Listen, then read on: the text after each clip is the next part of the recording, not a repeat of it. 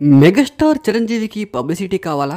Megastar Chiranjeevi టీవీలో కనిపించాలి అని తపన వినడానికే కామెడీగా ఉంది కదా. కానీ అంబంటి రాయుడు మాత్రం మెగాస్టార్ చిరంజీవి సుకుమార్ పబ్లిసిటీ కోసమే రీసెంట్ గా ఇండియా పాకిస్తాన్ మ్యాచ్ కి వచ్చారంటూ నోటికి వచ్చినట్లు మాట్లాడుతూ పబ్లిక్ గానే చిరంజీవి గారిపై సుకుమార్ పై జోకులు వేస్తూ ఉన్నారు. దీంతో ఒక్కసారిగా తెలుగు ఫిలిం ఆడియన్స్ అందరికి కూడా ఆ మాటలు వింటూ ఉంటే బ్లడ్ బాయిల్ అవుతూ ఉంది. అసలు చిరంజీవి గారికి సుకుమార్ గారికి పబ్లిసిటీ అవసరం?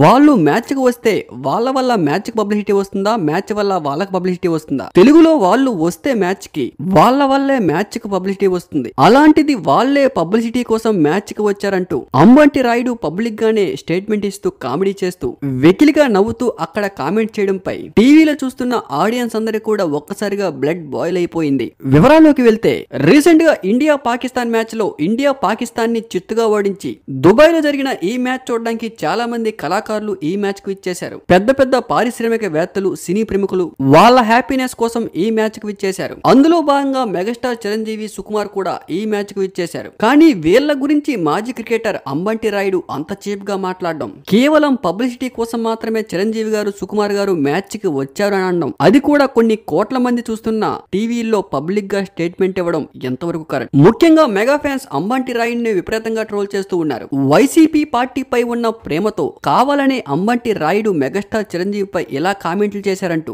మరోపక్క పొలిటికల్ మెగా ఫ్యాన్స్ రియాక్ట్ అవుతూ ఉన్నారు. అసలు ఇండియా పాకిస్తాన్ మ్యాచ్ కదా, ఇలాంటి మ్యాచ్లకు వస్తే టీవీల్లో ఎక్కువ కనిపిస్తారు కదా, ఫ్రీగా పబ్లిసిటీ వస్తుంది కదా, అందుకనే ఇలాంటి మ్యాచ్లకి వస్తూ ఉంటారు పబ్లిసిటీ స్టంట్ అంటూ అంబంటి రాయుడు చేసిన వ్యాఖ్యలపై మీ అభిప్రాయాన్ని కామెంట్ రూపంలో తెలపండి.